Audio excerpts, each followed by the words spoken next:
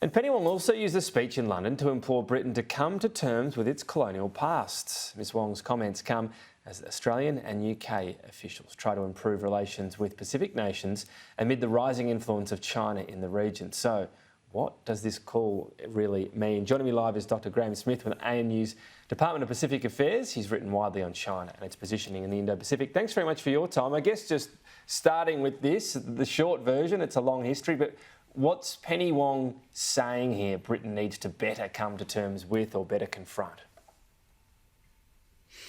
Yeah, she grounded her speech very interestingly in her own family's experience. So she referred to her family's experience with the British North Borneo Company, which operated some rather infamous tin mines and timber plantations in Borneo. And the legacy of Britain in the colonial era is vast in terms of the indentured labour involving Chinese people, all the way from Christmas Island to Nauru. And the legacy, is an extensive one. But she's right; they need to engage with it. Everything from nuclear testing to the basically the looting of phosphate from the Pacific Islands. So there's a fair bit for Britain to come to terms with. But I agree; they have to do it first. And so, how do they do that? I mean, there's been calls for reparations payments, apologies, including from the royal family. What's a way to do that? A realistic way, I suppose, that would actually help mend some of maybe the pain in these Pacific nations? Look, I think the first starting point is to acknowledge these things, to listen to Pacific Islanders. Some of these things are fixable. I mean, for example, the unexploded weapons throughout Solomon Islands. This is something that can be fixed.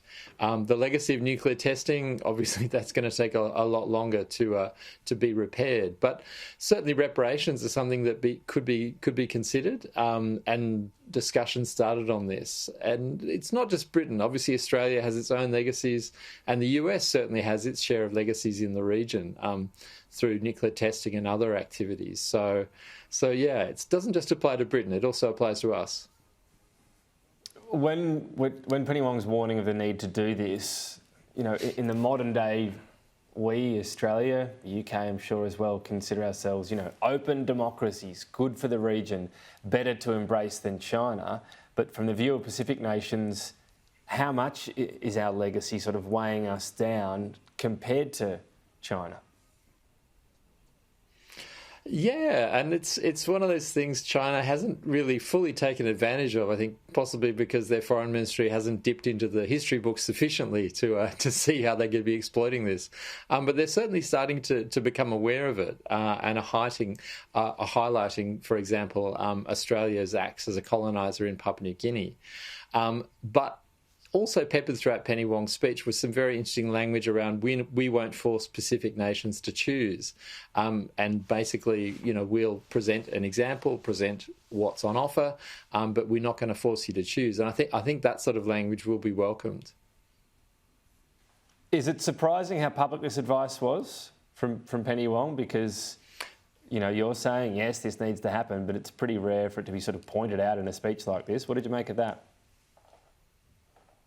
Look, I think Britain is probably the place to do it in that if you look at coming to terms with their colonial past, particularly the Foreign Office, you look at the UK's Foreign Office, and it's a pretty diverse workplace. I mean, it's not the sort of pale male, sort of stale white workforce it used to be. It's a very diverse workforce.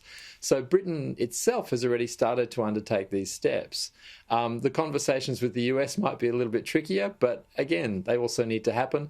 And the unspoken existing coloniser in the Pacific is France. How we talk to them about these colonial issues is going to be interesting because they are still a colonial power in the region.